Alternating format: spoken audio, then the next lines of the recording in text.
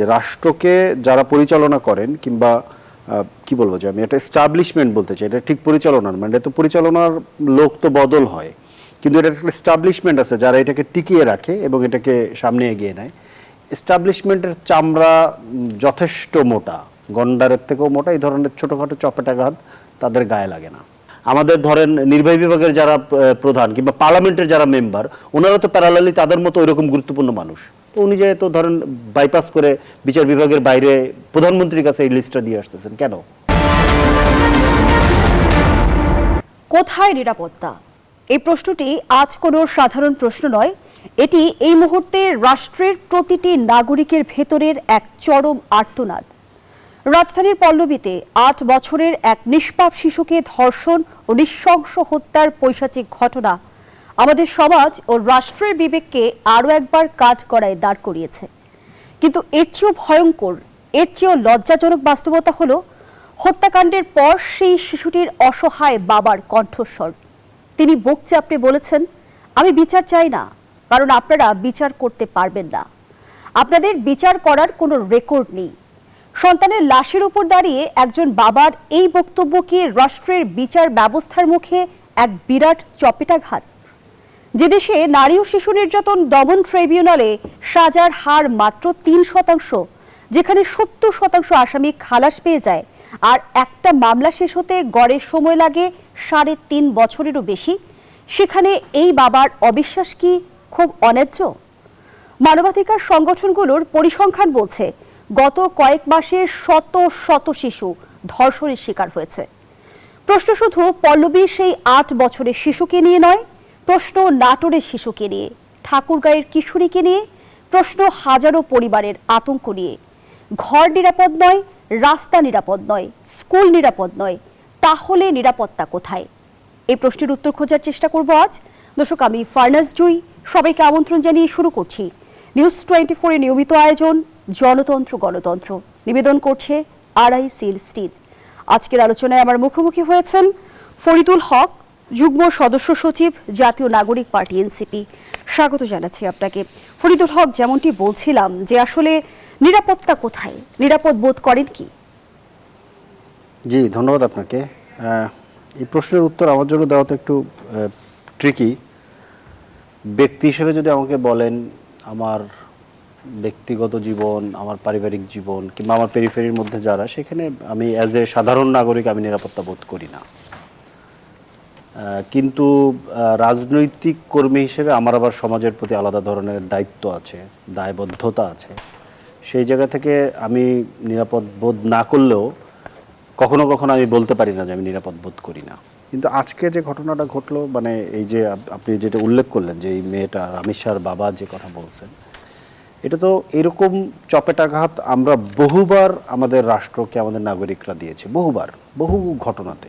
মানে আপনি প্রত্যেকটা বড় ঘটনা কিংবা আলোচিত যে ঘটনাগুলো, এই ঘটনাগুলোর মধ্যে যদি আপনি যান তাহলে আপনি এরকম এই ধরনের চপেটাঘাত আপনি পাবেন।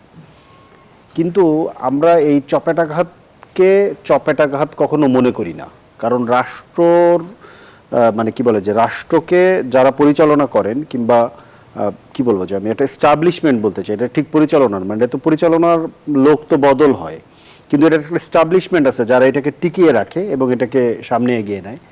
এস্টাবলিশমেন্টের চামড়া যথেষ্ট মোটা, গন্ডারের থেকেও মোটা। এই ধরনের ছোটোখাটো চপেটাঘাত তাদের গায়ে লাগে না কেন?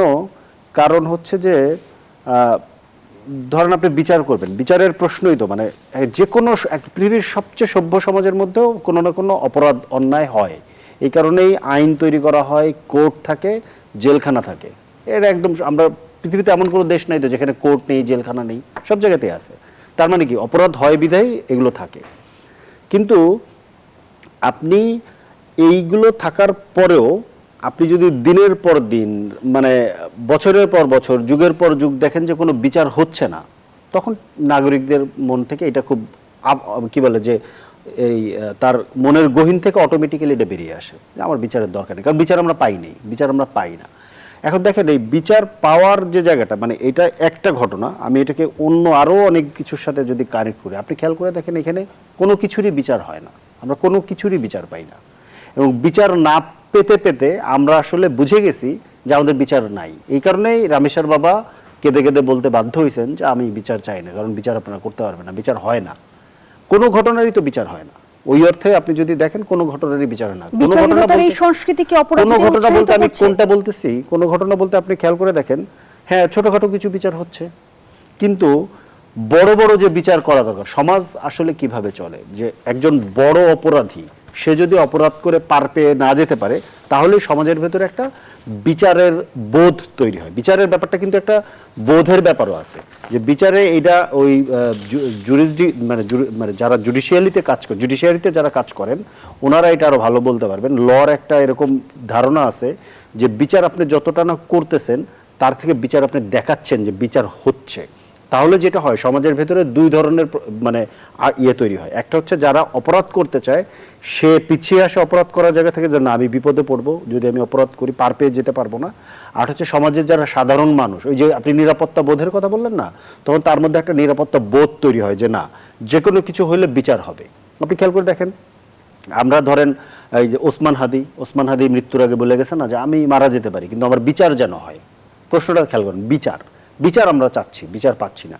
এখন এইটা নিয়ে যদি আমি আলাপ করতে চাই অনেক কিছু নিয়ে বলতে হয়, কিন্তু আমি একটা দুইটা জিনিস একটু বলি। সেটা হচ্ছে আমরা যেই রাষ্ট্র কাঠামো, যে আইন কানুন, যে বিচারিক প্রক্রিয়া যেটা ফলো করে গত 50-55 বছর ধরে আমরা চলছি, এখানে মোটা দাগে প্রবলেম আছে, যে কারণে রামেশ্বর বাবা বলতে বাধ্য হয়েছেন যে আমি বিচার চাই না, কারণ আমি বিচার পাবো না। প্রবলেম তো আছে, তাহলে এটা আমরা কি করবো? এটা ঠিক করব। ঠিক করার জন্য সিরিয়াসলি কোনো উদ্যোগ আপনি কখনো দেখেছেন? হয়নি। কি হয়েছে?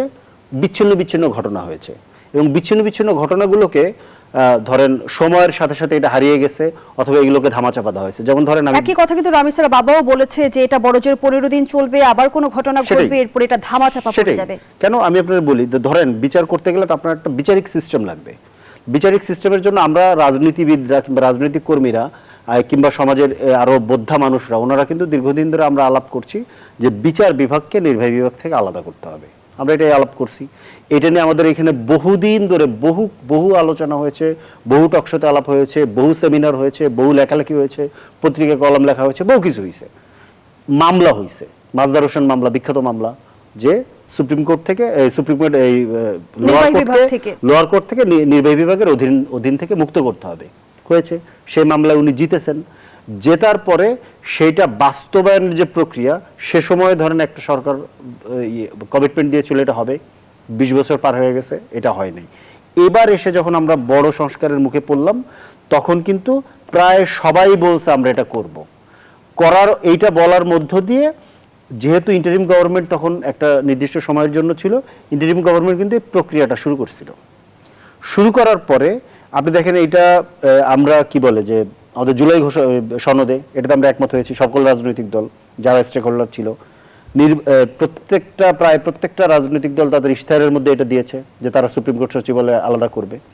কিন্তু এটার অধ্যাদেশ হয়েছে, ফাংশন করা শুরু করেছিল, এখানে জনবল নিয়োগ করা হয়েছে। আজকে কিন্তু এই জনবলগুলোকে ফেরত নিয়ে যাওয়া হয়েছে, আইন মন্ত্রণালয়ে সংযুক্ত করা হয়েছে। এটা কিন্তু আজকের নিউজ। তাহলে আপনি বিচার করতে করবেন। ইন্টারেস্টিং একটা ঘটনা আমি বলি। 2 দিন আগে, এই যে এটা আমি ওইভাবে আসলে নিউজে দেখি নাই, আমি আমাদের মাসুদ কামাল ভাই আছেন, উনি তো সাংবাদিক, ওনার একটা টকশোর ক্লিপ থেকে আমি এটা দেখলাম। সম্পাদক পরিষদ প্রতি সপ্তাহে প্রধানমন্ত্রীর সাথে দেখা করতে যান। ওনারা গিয়ে নাকি একটা লিস্ট দিয়ে এসেছেন যে কোন সাংবাদিক আমি কোট আনকোট বলছি, ইচ্ছা করেই বলছি, কেন বলছি এটা আমি বলবো, যে কোন সাংবাদিক জেলে আছে তাদের একটা তালিকা দিয়ে আসছেন, কিংবা যারা মামলার অধীনে আছে তাদেরকে যাতে ব্যবস্থা করে। কাকে দিচ্ছে? প্রধানমন্ত্রীকে। প্রধানমন্ত্রী কেন করবে এটা? এই প্রশ্ন উনিও তুলছেন, আমিও তুলেছি। প্রধানমন্ত্রী কেন করবে? এটা প্রধানমন্ত্রীর জুরিসডিকশন না। ধরেন সাংবাদিক হলে, যদি সাংবাদিক যদি কোনো অপরাধ করে, আর সাংবাদিক নেতারা যদি প্রধানমন্ত্রীকে এই ধরনের লিস্ট দেয়, প্রধানমন্ত্রী যদি বিচারালয়কে প্রভাবিত করে, আপনি কি ওই রাষ্ট্র চান? বর্তমান বাস্তবতা, আইন কি তার আপন গতিতে চলছে না? ওই জন্যই তো আপনি প্রধানমন্ত্রীর কাছে যে লিস্ট দিয়ে আসতেছেন, চলছে না। এবং আপনি চানও না যে, এবং আমাদের যে সম্পাদক পরিষদ, এটা ধরেন খুব রিস্কি মন্তব্য আমার জন্য, কিন্তু আমাদের যে সম্পাদক পরিষদ, তারা তো আমাদের সবচেয়ে টপ ক্লাস লোক। কারণ তারা হচ্ছে, যেহেতু আমরা গণমাধ্যমকে রাষ্ট্রের চতুর্থ স্তম্ভ বলি, এবং এই গণমাধ্যমগুলো যারা চালাচ্ছেন তাদের চিফ নির্বাহী যারা, তারা হচ্ছে তাহলে সবচেয়ে রাষ্ট্রের অন্যতম গুরুত্বপূর্ণ মানুষ না ওনারা? ধরেন আমাদের জুডিশিয়ারির যারা বিচারক, আমাদের ধরেন নির্বাহী বিভাগের যারা প্রধান কিংবা পার্লামেন্টের যারা মেম্বার, ওনারা তো প্যারালালি তাদের মতো ওইরকম গুরুত্বপূর্ণ মানুষ। তো উনি যেহেতু ধরেন বাইপাস করে বিচার বিভাগের বাইরে প্রধানমন্ত্রীর কাছে এই লিস্টটা দিয়ে আসতেছেন কেন? তার মানে হচ্ছে যে এখানে দুইটা জিনিস আছে। আমি এটা ওনাদেরকেও দোষ দিচ্ছি না, এখানে আরেকটা ব্যাপার আছে। এখানে আমাকে সত্য এড়িয়ে গেলে হবে না, যেহেতু সময় আছে আমি বলি। সেটা হচ্ছে যে একটা ব্যাপার হচ্ছে যে এইটা আসলে চলছে না, এইটা সত্য। চলছে না বিধায় কখনো কখনো আপনাকে বাইপাস করতে হচ্ছে, কিন্তু চলছে না আপনি বাইপাস করে কি আজীবন চলবেন? বিষয়টা তো তা না। আপনাকে তো একটা এটা তো আপনার ওই যে শরীরের হার্টের বাইপাস না যে আপনার জীবন শেষে যায় আপনি করে ফেলবেন। এটা তো আপনার রাষ্ট্র, এটাকে আপনি ঠিক করেন। ঠিক করার জন্য পৃথিবীতে গণতান্ত্রিক যে দেশগুলো, যেগুলোতে ন্যায় বিচার প্রতিষ্ঠা মোটামুটি হয়েছে, সেই রাষ্ট্রগুলো কিভাবে কাজ করেছে আপনি সেইগুলোকে ফলো করেন। এটা খুব কঠিন কিছু তো না। ধরেন এখনো যে সমস্ত সাক্ষ্য আইন সহ যে সমস্ত আইনগুলোকে মানে বিচারালয় কি করে, সে তো একটা আইনের মাধ্যমে বিচার করে। আইনগুলো কখন তৈরি করা হয়েছে? আপনার ধরেন পেনাল কোড থেকে শুরু করে সিআরপিসি থেকে শুরু করে ওই যে সাক্ষ্য আইন থেকে শুরু করে বেশিরভাগ আইন যেগুলো দিয়ে কোর্ট চলে, বেশিরভাগ আইন ব্রিটিশদের তৈরি করা। তাহলে প্রথমত হচ্ছে যে ব্রিটিশদের তৈরি করা, এইটা একটা ব্যাপার। কেন কেন হচ্ছে যে এই আইনগুলোকে দিয়ে ব্রিটিশরা আমাদের এখানে কলোনি চালিয়েছে। কিন্তু আপনি যখন কলোনি চালাতে চান, সময় উপযোগী কিনা, সময় উপযোগীর প্রশ্ন তো সেকেন্ডারি। একটা হচ্ছে যে আপনি তখনই এটা আইনগুলোর ভেতরেই ধরেন গলত ছিল। কেন? কারণ ওই আইন তো আপনাকে সুবিচার দেওয়ার জন্য ওই আইন তৈরি করা হয় নাই। ওই আইন তৈরি করা হয়েছিল হচ্ছে আপনাকে জুলুম করার জন্য, আইনের মাধ্যমে। আমরা দেখেছি তো যে ধরেন যারা বিপ্লবী ছিল, যারা ধরেন স্বাধীনতা আন্দোলন করেছে, তাদেরকে ফাঁসি দেওয়া হয়েছে না, ওই আইনগুলো ব্যবহার করতে দেওয়া হয়েছে। তার মানে ওইগুলোর ভেতরে শুরুতে ওই গলতটা ছিল। কিন্তু যদি এটা নাও থাকতো, যে কোনো রাষ্ট্রে তো ধরেন আপনার আইনগুলোকে যুগোপযোগী কিংবা সময় উপযোগী করা হয়, সেগুলোকে আপনি করেছেন। সেই করা তো হয় না, একদম সেই পুরনো জুডিশিয়ারি। এখনো দেখবেন আমাদের বিচারপতিরা ওই যে মাথায় একটা কিরকম সাদা পরে একটা লাল কেমন একটা গাউন টাউন পরে তারা শপথ নেন। কেন নেন? এটা কোত্থেকে আসলো? এই প্রশ্ন আমরা কেউ করেছি? এটা হচ্ছে যে ব্রিটিশদের তরিকা। তা আমি কি ব্রিটেন? আমি কেন ব্রিটিশদের তরিকা ফলো করব? এই প্রশ্নগুলো কিন্তু আমরা করিনি। মানে আমি এটা জাস্ট একটা সিম্পল বললাম। পুরো জুডিশিয়াল যে ব্যবস্থা কাঠামোটা, এটা ব্রিটিশদের তৈরি করে দিয়ে যাওয়া কাঠামো। এই কাঠামো দিয়ে আপনাকে সুবিচার দেওয়ার জন্য তো এই কাঠামো ব্রিটিশরা তৈরি করে নেই। তাহলে কাঠামোটা যদি অমন থাকে, আইন কানুনগুলো যদি অমন থাকে যে যেটা নির্ভর করবে যে পুলিশ যদি চায় আপনাকে বাঁচাতে পারবে, কিংবা পুলিশ যদি চায় আপনাকে শাস্তি দিতে পারবে, কিংবা পুলিশ এবং জজ মিলে আসলে ঠিক করে দিবে এবং উকিল মিলে ঠিক করে দিবে আপনার হবে কি হবে না। আসি ফরিদুল হক, যেমনটি আসলে মানবাধিকার সংগঠনগুলোর পরিসংখ্যান বলছে, গত কয়েক মাসে শত শত শিশু ধর্ষণের শিকার হয়েছে। আমরা দেখেছি আইনে কঠোর শাস্তির বিধান রয়েছে, মৃত্যুদণ্ডের বিধান পর্যন্ত রয়েছে। তারপরেও কি অপরাধীরা আইনের ভয় হারিয়ে ফেলছে? না, মানে কঠোর শাস্তির বিধান না, কঠোর শাস্তির বিধান তো পড়বে না। আপনি যদি কঠোর শাস্তি বাস্তবায়নও করেন যে কোনো অপরাধ, আপনি কখনোই নাই হবে না। আমি যতটুকু জানি, আমি কিন্তু এগুলো নিয়ে কম বেশি বোঝার চেষ্টা করছি। সবসময় দেখবেন যে কোনো একটা অপরাধ হলে কঠোর শাস্তির কথা বলা হয়। আজকেও 2-4 জন হয়তো প্রকাশ্যে ফাঁসি দেওয়ার কথা কিংবা প্রকাশ্যে এক্সিকিউট করার কথা দাবি করে ফেলছে। সেটা করতে পারে, সেটা অন্য জায়গায়, সেটা একটা কবের জায়গা থেকে করছে বিধায় আমি দেখি। কিন্তু আমি একজন রেশনাল মানুষ হিসেবে আমি বোঝার চেষ্টা করছি যে কঠোর শাস্তি দিয়ে কি আপনি অপরাধ কমাতে পারবেন? হ্যাঁ, একটা পার্সেন্টেজ অফ টাইপে এটা কমবে, কিন্তু এটা শূন্যে আসবে না। এটা না মূল জায়গাটা, যেটা সেটা হচ্ছে যে শাস্তি আপনাকে নিশ্চিত করতে পারতে হবে। আমরা শাস্তি নিশ্চিত করতে পারছি না। কেন? এটার মধ্যে আমাদের এই কাঠামোগত দুর্বলতাটা রয়ে গেছে। যে ধরেন মামলা হওয়া, তদন্ত করা, ফরেনসিক, সাক্ষী, উকিল, এই পুরো যে কাঠামোটা, এই যে পুরো যে প্রক্রিয়াটা, এই প্রক্রিয়াটার প্রত্যেকটা ধাপে ধাপে গলত আছে। তাহলে কি মামলার দীর্ঘসূত্রিতাই আছে, আরো অনেকগুলো মানে আমি সেই আলোচনায় ফিরতে চাই বিরতির পর। দর্শক, জনতন্ত্র গণতন্ত্রের এই পর্যায়ে একটা বিরতি নিচ্ছি। সাথে আবার আমন্ত্রণ, দেখছেন নিউজ 24 এর নিয়মিত আয়োজন জনতন্ত্র গণতন্ত্র। নিবেদন করছে আরআইসিএল স্টিল। আমরা আবারও ফিরছি আলোচনায়। ফরিদুল হক, আপনি বিচারহীনতা সংস্কৃতির কথা বলছিলেন, কিন্তু আমি যদি একটি বিষয় আপনার সামনে উপস্থাপন করি, যেমনটি প্রধানমন্ত্রী উপদেষ্টা জাহিদুর রহমান বলেছেন, শেখ হাসিনা যদি বাংলাদেশে ফেরত আসেন তাকে কোনো এক্সট্রা জুডিশিয়াল কিছু করা হবে না। এটা কি রাষ্ট্রীয় অঙ্গীকার, নাকি বর্তমান বাস্তবতা এমন আশ্বাস দিতে হচ্ছে? কিভাবে দেখছেন? না, এক্সট্রা জুডিশিয়াল কোনো কিছু করার তো ধরেন মানে এত বড় অপরাধী, হাই প্রোফাইল অপরাধীকে এক্সট্রা জুডিশিয়াল কোনো কিছু করার তো সুযোগ নেই। যদি উনি তো আর এমনিতে বাংলাদেশে আসবে না। মানে সরকারকে যেটা ক্রমাগত যে চালিয়ে যেতে হবে, উনি যেটা বলেননি আর কি, আমার খুব ঘনিষ্ঠ মানুষ, উনি যেটা বলেননি সেটা হচ্ছে যে সরকারকে ক্রমাগত কূটনৈতিক তৎপরতা চালিয়ে যেতে হবে যাতে ইন্ডিয়া শেখ হাসিনাকে ফেরত দেয়, কারণ সে কনভিক্টেড, সে এখানে গণহত্যা চালিয়ে গিয়েছেন এবং তাকে ফাঁসির রায় দিয়েছে আমাদের ট্রাইব্যুনাল। খুব সিম্পল, তাকে ফেরত আনতে হবে, এইটা হচ্ছে জায়গা। তো এক্সট্রা জুডিশিয়ালের মানে হিসাব তো অনেক পরে, তো এইটা আলাদাভাবে ইয়ে করার ব্যাপার নেই। আর আমরা যেটা দীর্ঘসূত্রিতার যেটা বলছিলাম যে ট্রাইব্যুনালের ক্ষেত্রে এই জিনিসটা আবার ডিফারেন্ট। ট্রাইব্যুনাল তো একটা বিশেষ পরিস্থিতিতে বিশেষভাবে তৈরি হয়েছে। এখন আমাদের যেটা যে জায়গাটা হচ্ছে সংকট সেটা হচ্ছে যে আমাদের দেখেন যে বিশেষ বিশেষ যে ট্রাইব্যুনাল করতে হয়, মানে আমি আইসিটির কথা বলছি না, অন্য অনেক ক্ষেত্রে দেখবেন যেমন আমাদের আলাদা নারী শিশু ট্রাইব্যুনাল আছে, আইসিটি আইনের জন্য আলাদা ট্রাইব্যুনাল ছিল কিংবা এখনো আছে সম্ভবত, এই যেটা ডিজিটাল নিরাপত্তা আইন নিয়ে সেটা আলাদা ট্রাইব্যুনাল ছিল, এবং অনেকগুলো আলাদা আলাদা ট্রাইব্যুনাল আছে। কেন? কারণ ওই অপরাধগুলো বিশেষ এবং ওইগুলো যাতে দ্রুত হয়, দীর্ঘসূত্রিতা যাতে না থাকে। কিন্তু আমরা আমাদের পুরো জুডিশিয়ারি সিস্টেমকে এমনভাবে ঢেলে সাজাতে পারিনি, কিংবা কখনো এই উদ্যোগ নেওয়া হয় নাই, কিংবা উদ্যোগের জন্য কথা যখন বলা হয়েছে কিংবা যখন ওইরকম পরিস্থিতি তৈরি হয়েছে সেই সময় আবার তাদেরকে সন্দেহ করা হয়েছে। আমাদের এখানে যখন যারা কথা বলেছে তাদেরকে বিভিন্ন রকম সন্দেহ করা হয়েছে যে এদের কোনো একটা ডিফারেন্ট এজেন্ডা আছে। ডিফারেন্ট এজেন্ডা যদি থেকেও থাকে, কিন্তু একটা মানুষ যখন একটা মানে সে মুখে কি বলছে সেটা গুরুত্বপূর্ণ। আপনি মুখে একটা জিনিসকে কি বলছেন সেটা গুরুত্বপূর্ণ। আপনার ভেতরের এজেন্ডা যাই থাকুক, তাহলে আপনার ধরেন আপনি যে সংস্কারের কথা বলছেন এটা তো সত্য, এটা তো আগে আপনাকে মানতে হবে যে যেভাবে এই সিস্টেমটা চলতেছে এই সিস্টেমটা ফাংশন করছে না। 50 বছর হয়ে গেছে, আপনি ধরে বুঝতে পারতেছেন যে আমি এই যে একটু আপনার যে উদাহরণ দিচ্ছিলাম, ধরেন আপনার এখানে একটা এসি চলতেছে, এখন এসিটা 1 বছর ধরে দেখেন বাতাস ঠান্ডা হয় না, আপনি ঘেমে যাচ্ছেন, তাহলে আপনার এসিটা কাজ করছে না। তাহলে এসিটা যখন কাজ করছে না তাহলে আপনি কি করবেন? আইডার এটাকে সংস্কার করবেন অথবা পরিবর্তন করবেন। তো এখন রাষ্ট্র তো ধরেন এরকম রাতারাতি পরিবর্তন করা যায় না, রাষ্ট্র তো এসির মতো না, রাষ্ট্র তো একটা ডিফারেন্ট জিনিস। সো এটাকে সংস্কার করতে করতে আগাতে হয়।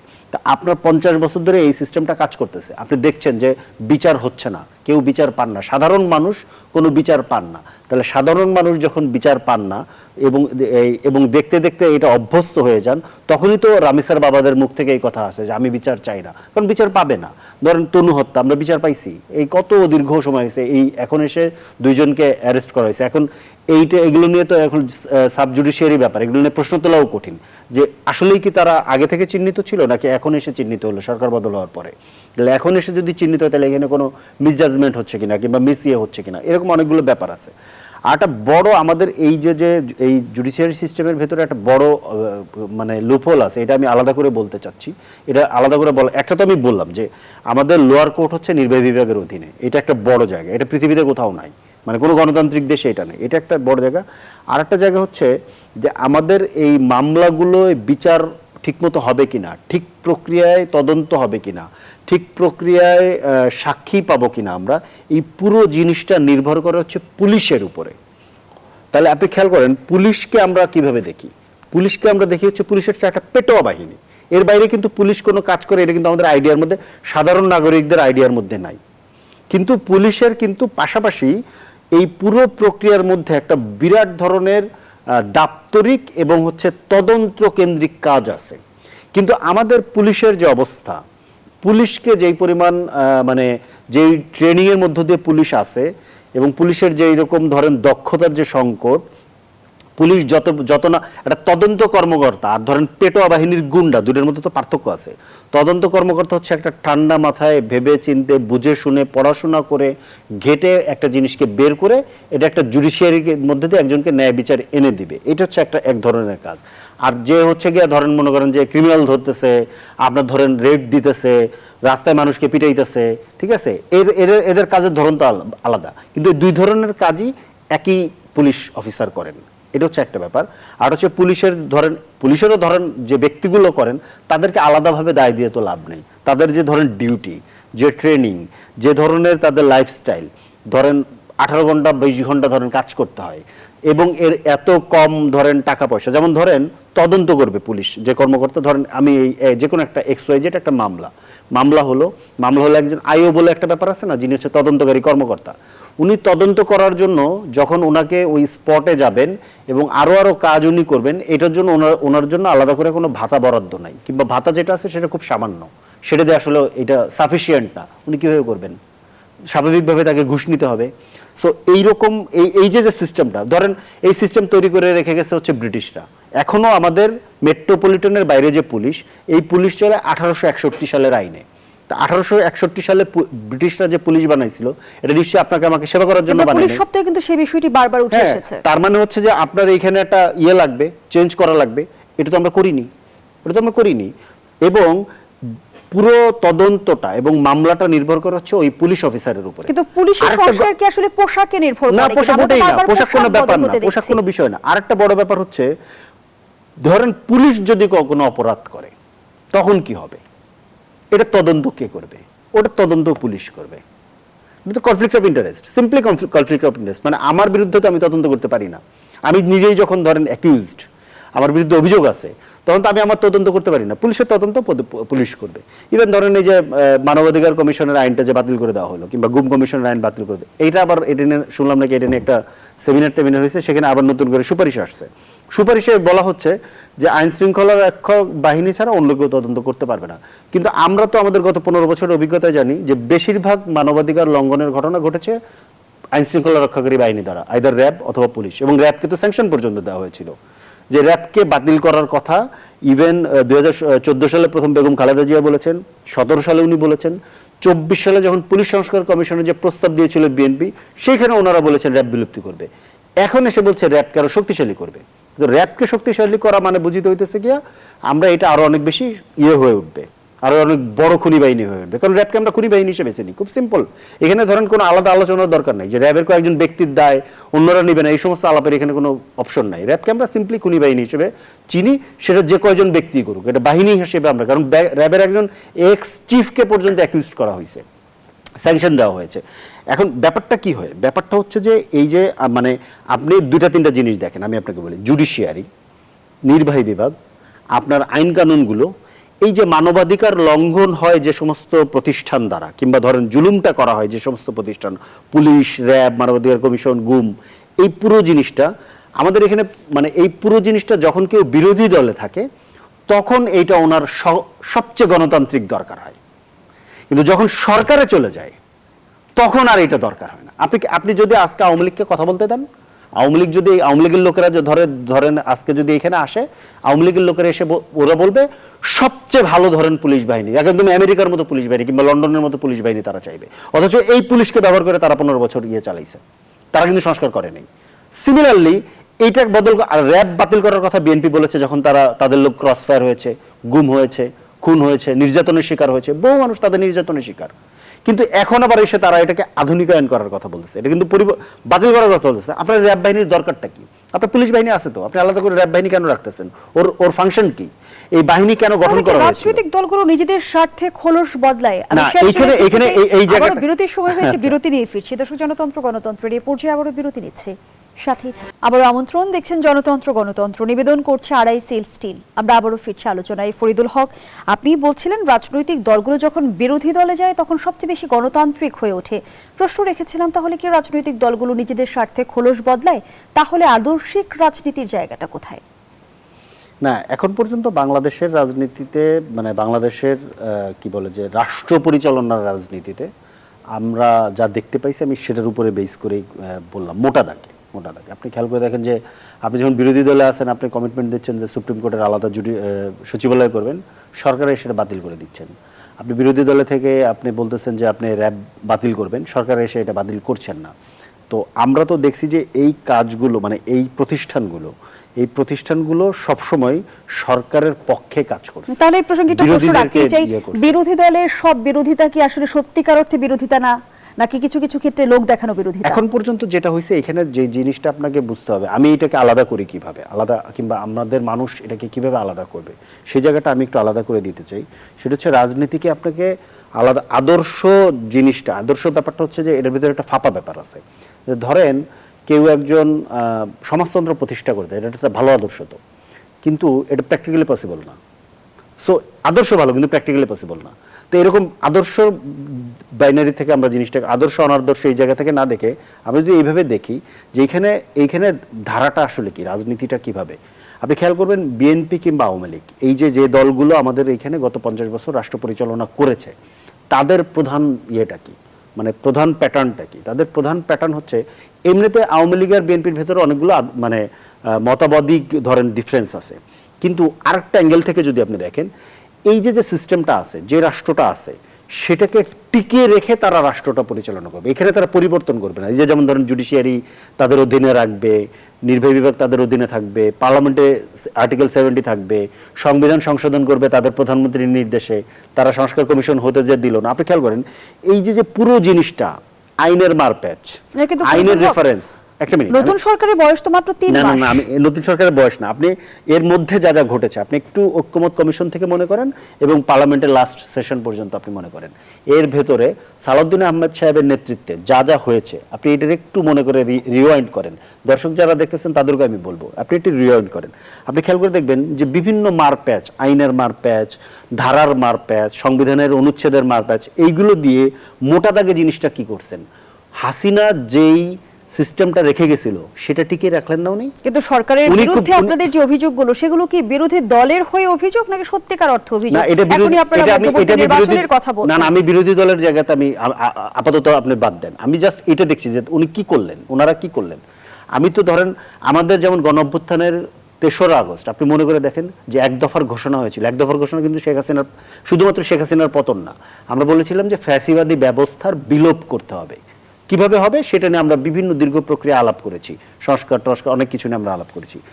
আমি স্পষ্টভাবে ধরেন আপনি খেয়াল করেন মোটা দাগে যে এই ফ্যাসিবাদী ব্যবস্থাটাকে টিকিয়ে রাখার জন্য সালাউদ্দিন আহমেদের নেতৃত্বে বিএনপির একটা বড় মানে অংশ সাকসেসফুলি তারা এটাকে টিকিয়ে রাখলেন। এটা টিকে গেছে, কিন্তু এখন কিন্তু আর ধরেন মনে করেন সংস্কার চাওয়াই এক ধরনের প্রায় অন্যায়ের মতো, এই ধরনের এক ধরনের ন্যারেটিভ আনার চেষ্টা করা। তার মানে আপনি নিশ্চিতভাবে বলছেন বাকি সংস্কারগুলোর বাস্তবায়ন, বাকি সংস্কারগুলো কোথায়? মানে আপনি তো ধরুন সংবিধান সংস্কার পরিষদই করেননি, বাকি সংস্কার তো নেই।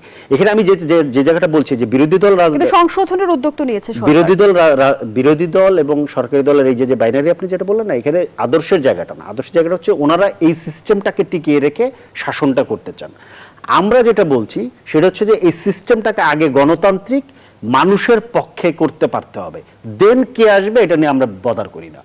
ওনাদের রাজনীতি আর আমাদের রাজনীতির ভেতরে মানে ফান্ডামেন্টাল পার্থক্য আছে, একদম ফান্ডামেন্টাল পার্থক্য। ধরেন আমরা যে সংস্কারের কথা বলছি একটাও অযৌক্তিক কিংবা অগণতান্ত্রিক কিংবা মানুষের পক্ষে না, এটা আপনি চিহ্নিত করেন, এটা বাতিল করি।